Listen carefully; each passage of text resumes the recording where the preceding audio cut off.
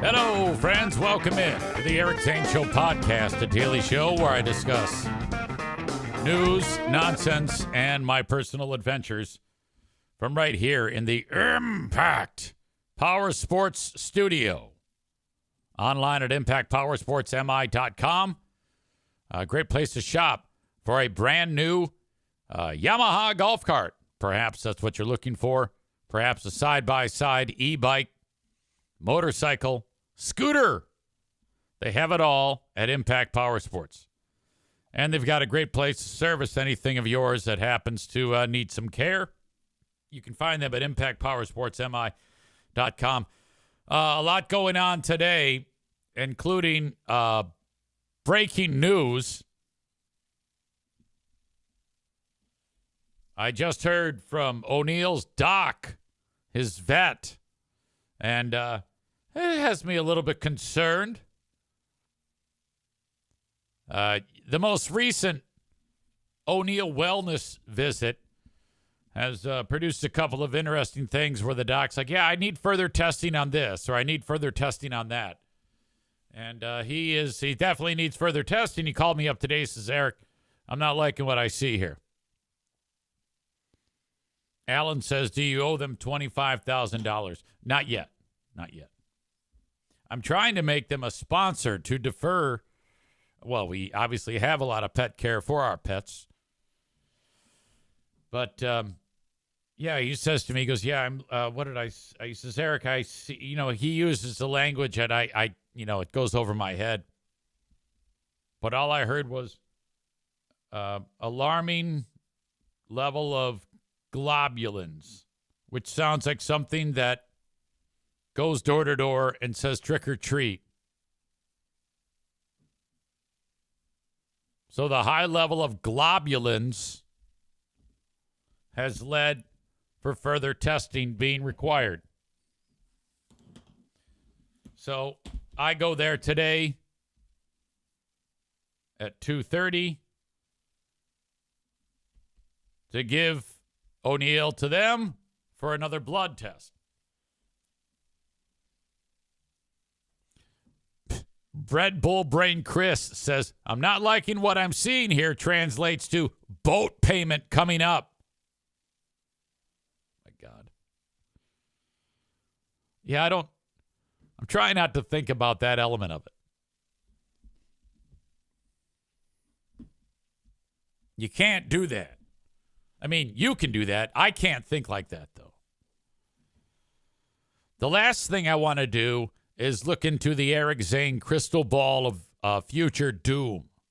Are any of you like me where, I used to be really bad at it, where I would, I'd look into this figurative crystal ball, and I'd start like playing the what if game. Well, what if this happens? And what if that happens? And oh my God. You can't. You got to wall that off and you say, look, do not get worked up over things that have not happened. You cannot do that. And the trick is it takes practice. It's easier said than done. You have to implore that technique or implement that technique. I used the wrong word there. Several times before you start to actually have success. For me, it boils down to how many times have I predicted the future and it's actually come true? Very rarely. Very, very rarely. So I forced myself to get into the habit of not actually trying to do that. And then in the event that something does happen, and I'm like, okay, I'll deal with it now. But I'm just hopeful that the big guy will be okay. I will keep you informed. 2:30 today, we will meet with the world-famous Dr. Levin, one of the most brilliant veterinary minds of our lives.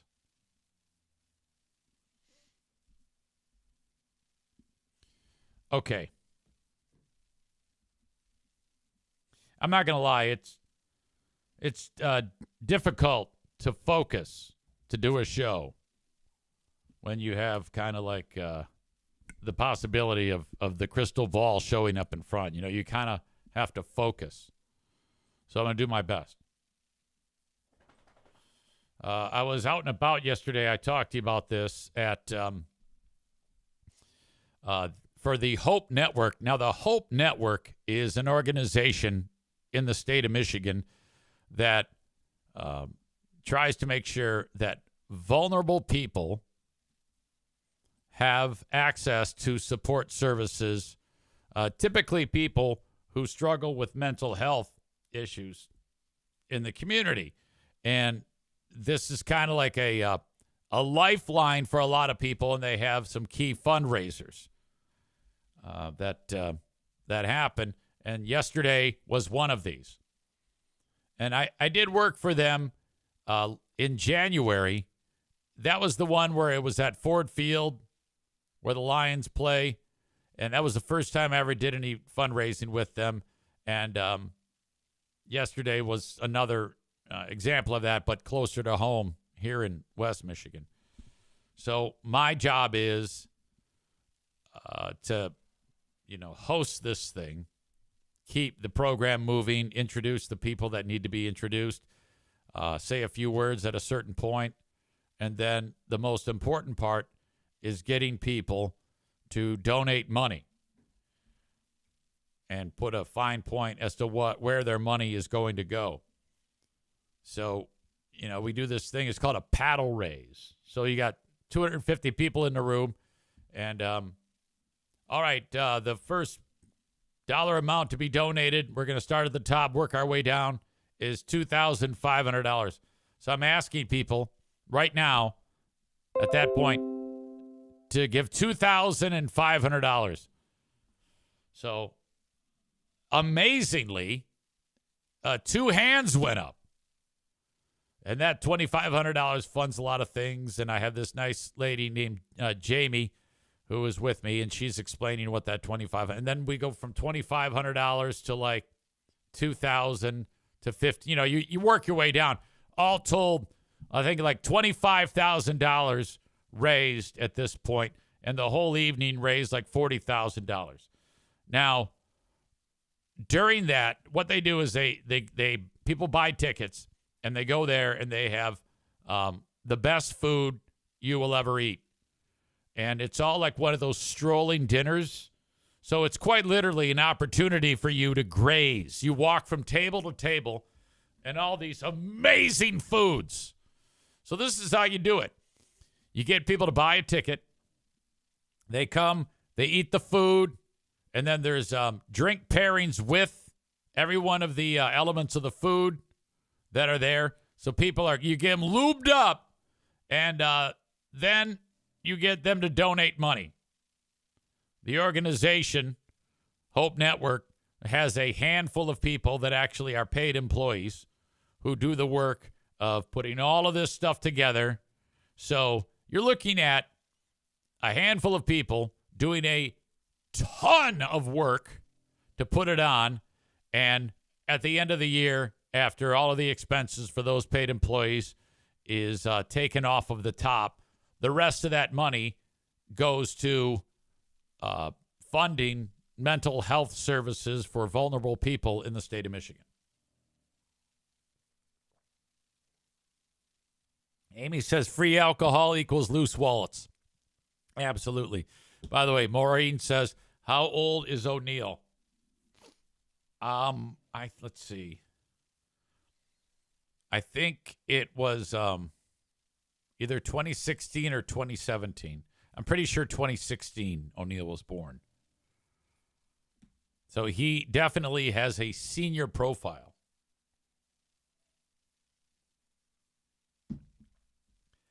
But I got to hang out with one of the legends, Ed Murray, the former kicker for the Detroit Lions. He works for Hope Network. He was there. I saw my boss there, and I did not tell him that I was talking about him in the past week. You're like, what are you talking about, Easy? Let's see.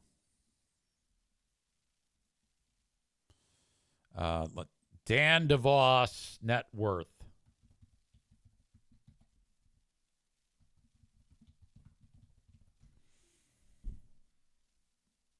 All right. I guess I'm having a hard time coming up with it. But he's listed as billionaire. All right. Net worth of Forbes listed Dan at $5.8 billion.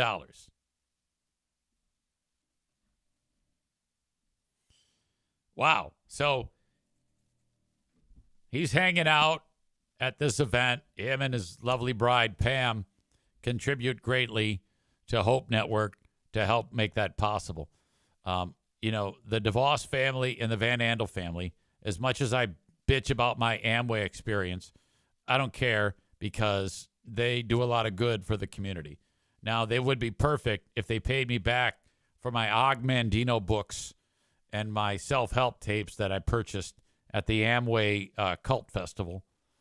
But I don't think that's going to happen. I haven't brought it up with them.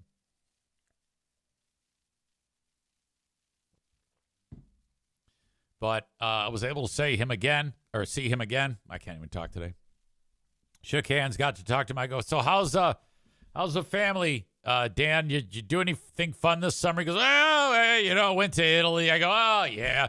And to Dan, going to Italy is like me going up north. And he goes, man, I got to get out of here because my wife's coming home. And she's going to be waiting. She wants me home when I get home. I go, oh, okay, yeah. And now, to you and I, like if we're like, yeah, I got to be home when my wife gets home. We can picture like maybe you going out for a drink with your buddies, which that's what's happening here. And then your wife might be going grocery shopping or to visit her mother. And then when she wants you home by the time that you get home. But in Dan's world, he goes, yeah, my wife wants me to get home. I can't stay long. I go, oh, yeah, I can see. He goes, yeah, she's flying in from Fashion Week in Paris. She's been gone for 12 days. So I go, oh, yeah, that's very relatable, Dan. That is, oh, of course. Before that, I said, yeah, every time you fly over my house, I wave to the helicopter. And he's like, ah!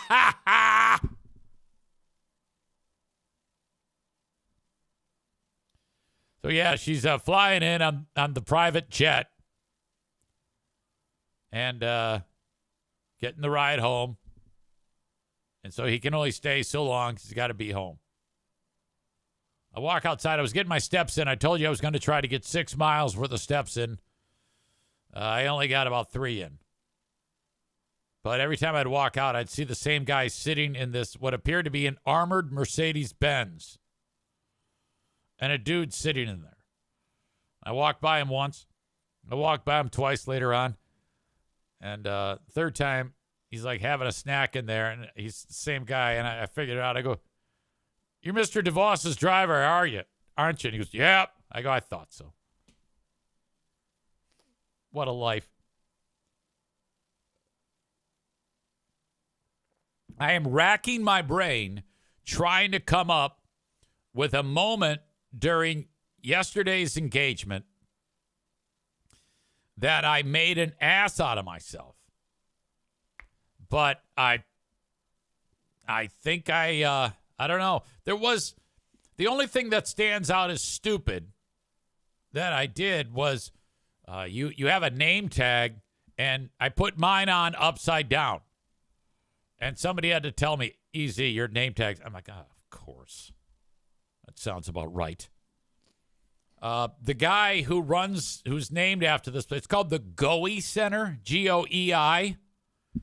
And the guy who it's named after is a guy by the name of Bing, B-I-N-G, Goei. And I don't know what part of the world he's from originally, but he's an immigrant from an Asian country. And it doesn't matter which one. All that you need to know is that I walked into there, and I've met him many times over the years because he used to own a company called Eastern Floral, which was on the corner. It doesn't matter where it is. And so he would come into the radio station and he would be on Freeburg Hot Wings show. So I'm walking in and I'm sad because I never got a chance to say goodbye to him because he's dead.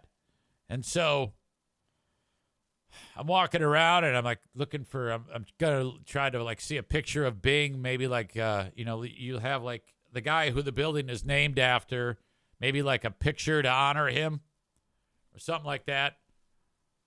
So I'm walking around and then I forget about that and people are piling in. There's a lot of people there and I've got some food and I'm not really talking to anyone. I'm just kind of like strolling through and eating a lot of food. And then I did a double take, and I realized that Bing's not dead. He's standing right in front of me. I'm like, what the fuck? I thought this guy was dead. And he's not dead. He's right there. I'm like, oh, my God. I go, Bing, you're not dead. He goes, what, Eric? What do you mean not dead? What you talking about not dead? I thought you were dead. What? Dead? Look at me. Do I look dead to you, Eric? Oh, shit. Oh. So I had a long talk with Bing. I swear to God, I thought he was dead. Hats off to audience members in the chat. More than one of you said you almost blew the story before I realized where this was going. Tyler said that. So did Rebecca. And he couldn't figure out what I meant by I thought you were dead. I'm hoping to get back to that. I might have a few more details of that night. I don't know. I want to try to get man of the hour, Greg Henson. Telephone number. Fuck. Talked to Greg Henson yesterday, and it was a big hit. A lot of people liked that interview. And he is on his way right now to Q100 to meet with Cheryl and JC. Cole says, did you say your goodbyes yesterday in case he does die? No. West Michigan people, by the way, are just taller than anyone else in the world. My little ass was so intimidated by all the people there. Dutch people are large. Ben Glaze says, that's awesome. Way to set that up for Greg. What are you talking about?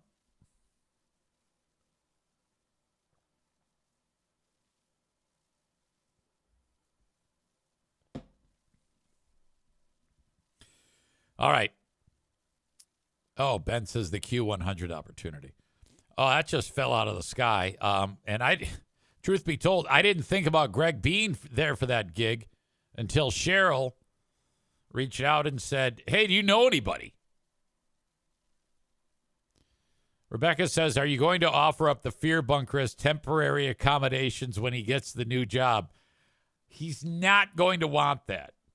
I'm guessing Greg won't be interested in shitting in an outhouse. I'm a little bit concerned because I made the post yesterday or the other day about Greg.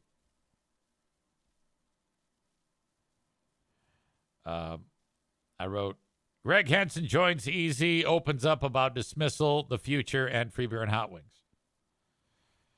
And a pal of mine, also in radio, Mary Ellen Murphy, she says, I have many thoughts on this.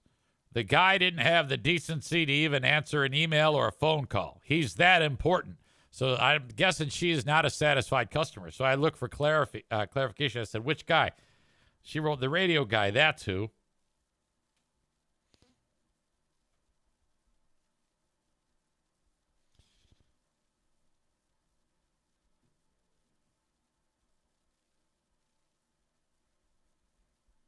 Oh, man, he did?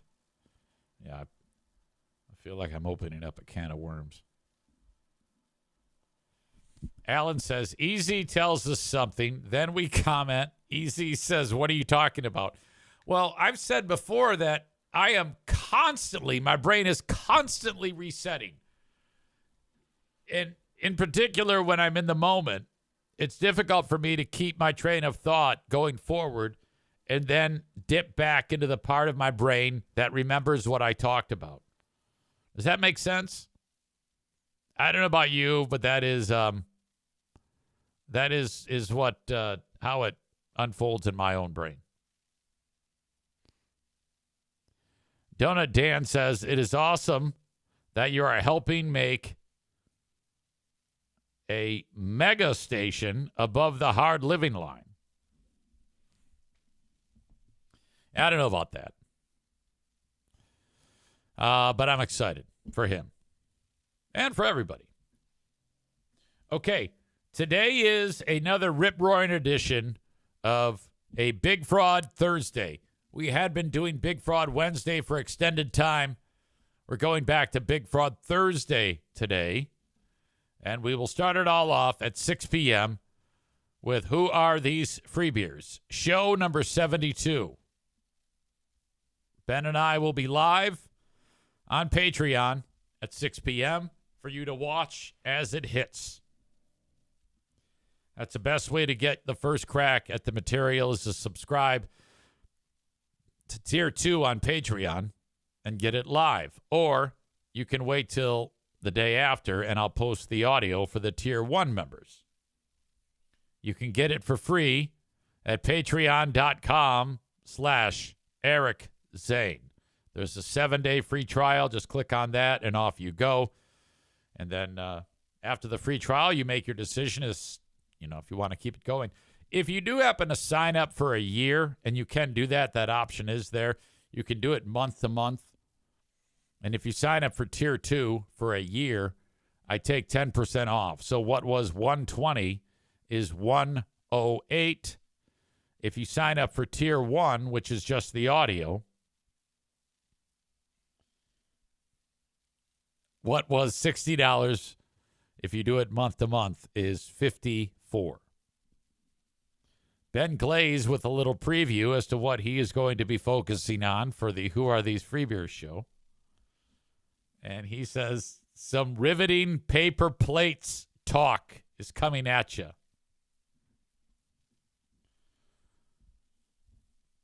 Well, interestingly, while Ben has paper plates talk, I am going to be focusing on the infamous, soon-to-be infamous, bread discussion.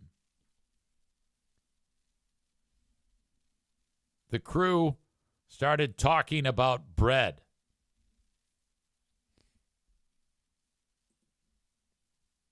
I cannot imagine what is going through the audience's mind as they listen to it. No, I actually can, because I'm listening to it too, and I'm like, I often wonder if the audience members who support them ever have a moment where they're like, God damn, is this horrible? Because that's the type of moment that I want. I want those audience members of theirs having those moments where they're like, this is pretty bad. They're talking about bread. And not in an interesting way. Now, when they have those moments, if enough of them happen, there will come a point where they like, all right, I give up. And that's what's happened with the Eric Zane Show podcast defectors. The ones who have left that show, left it behind them, and wandered over to here. Now, some defectors still listen to their show with the hopes that it will one day improve, but it is not going to improve. Why would it? They continue to have an unbelievable string of success, especially here in West Michigan. So I wouldn't change anything. I just keep doing the same garbage because the audience keeps coming back and encouraging them to do so.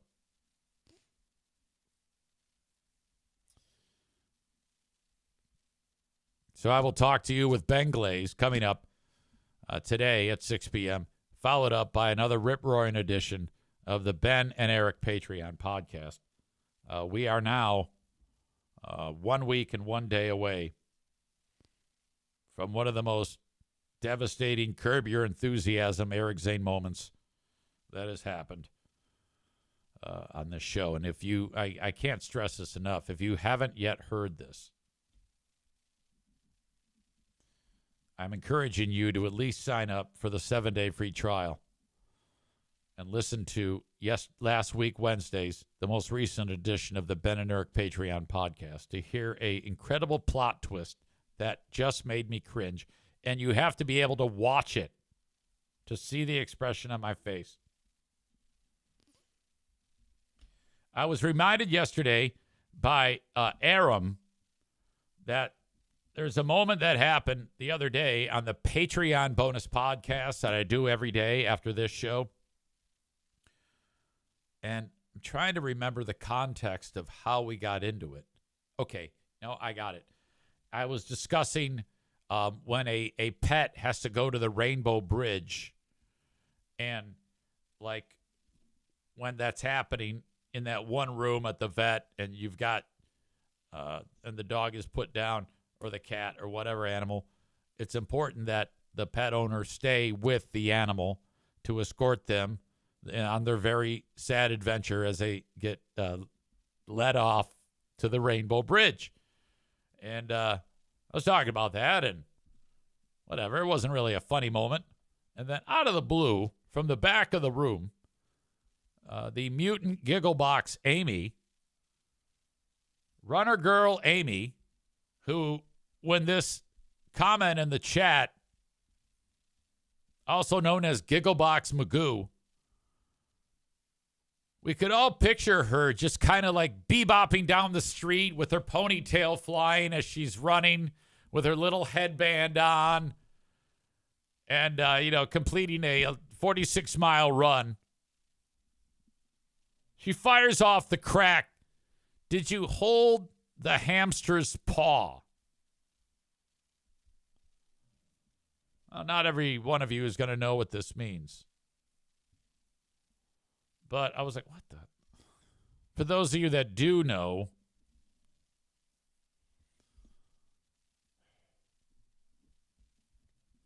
no. And the answer to that was no. No, I did not hold the hamster's paw as it flew into the side of a birch tree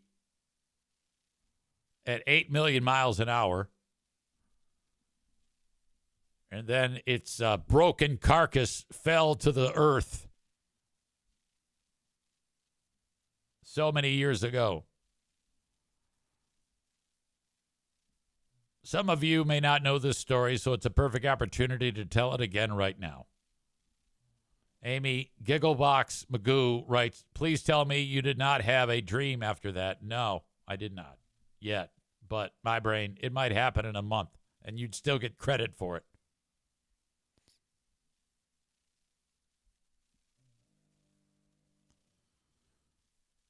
The hamster's name was Richie. I was living in an apartment with Pooh Bear. And I come walking in, and I noticed that the hamster appeared to be in distress. I picked him up, and I took a look at him, and he's not feeling it. And out of either his, in his butt region, I don't know if it was out of his pee-pee or his butthole, but the color green is not supposed to be there. So that told me there was something wrong. Well, what do? You call the vet. So I'm talking to the vet, and they revealed to me that, well, there's nothing we can do for the hamster. And I said, well, how can you know? How do you know what's wrong with him? She goes, no, what I mean by that is no one treats hamsters because no one cares. And I'm like, well, that's ridiculous. And she goes, they're so inexpensive that we don't even care for them. I'm like, what? That's so fucked up. What a thing to say, you asshole. How can you not care for them? There should be hamster care. I think they're leaving money on the table.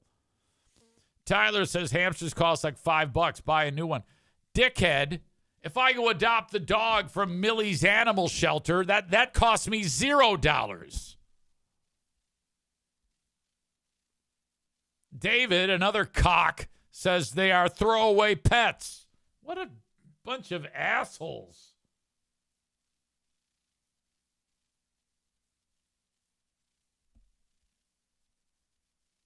I cannot believe you people. I couldn't believe it then. I don't believe it now. So then I'm like, all right, I have to euthanize the creature. And I didn't know what to do. So the first thought was put him in a box, cut the hole out of the side of it, and jam it onto the end of the exhaust pipe on my vehicle. And, then he'd get carbon monoxide poisoning. And I'm like, no, that's not going to work. Stupid. Probably catch on fire. Runner Girl says, isn't David the one that never takes his beloved pets to the vet? I don't know. I'm not sure. Piano Finger Banger says, oh, yeah, they're throwaway for sure. So, all right, I can't do this unless I'm drunk. And David does take his dogs to the vet. It's probably Nick, the electrician. He's a stupid hillbilly. 1990s brake cleaner would have asphyxiated the hamster like a mini Mausewitz. So I get a 12er of Bush or Bush Light, and I'm bombed. All right, it's time. And I get one of those Meyer bags, those grocery plastic bags with the handles, as part of the bag. And I put him in the bag, and I'm going to euthanize the pet.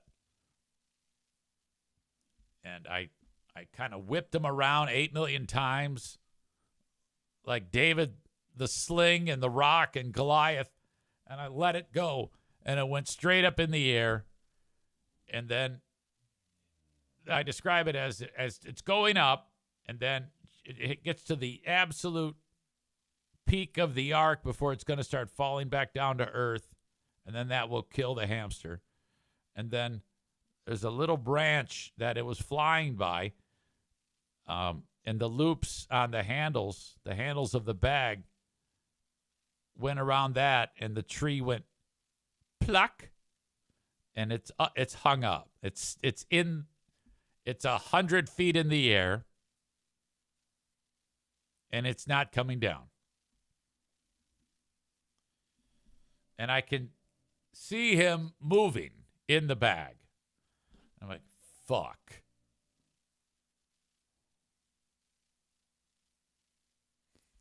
Tyler says, I imagine Eric swinging the bag like, how do I say the name of Thor's hammer again? Mjolnir? Mjolnir hoping to take flight.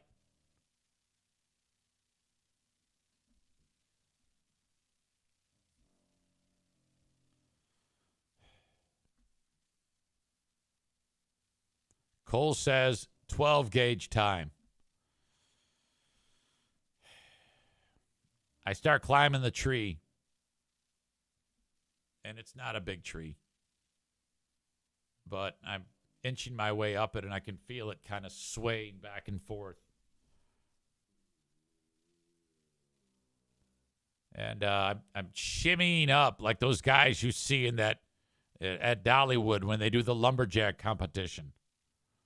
And I don't know how I'm able to get up. And then I start reaching some branches, so now I can climb up. But these are not, it's like I said, this is very unstable. So then I can go no higher because of the size of the tree. So I'm hanging onto it. I'm probably 30 feet in the air. And I start like moving my weight. And now the tree is swaying back and forth. And I'm trying to, and then amazingly, the branch lets go of the bag. And it starts coming down. But I can see right away the flutter action of that plastic bag has decreased the speed dramatically that this is going to fall. And it falls and it lands essentially harmlessly on the ground. Fuck me. Get down the tree. Now I'm really frustrated. Now I'm full on sobbing. And then I'm like, oh, fuck this. This is fucking bullshit. Oh, my God. I pick it up. And then I start spinning it again as fast as I can. And I let it go. And it's like Halley's Comet. 1 billion miles an hour. And that's when it smashed that tree. And it made a sound. It was so destructive. It was so splatty. And then the inside of that white bag was instantly missed. That hamster was so destroyed.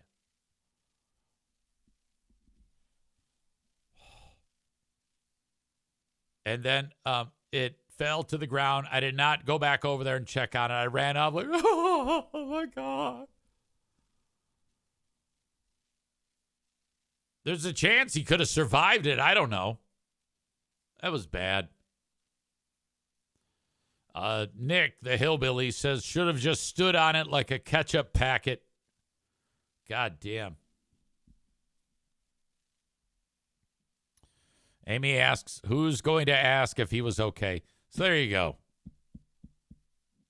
This was all brought on by Amy. Probably a good idea that I talked about it. It might, it might be gone from my brain right now.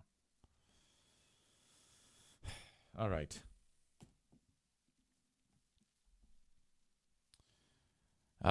Thank you so much for checking out the show on Facebook and YouTube.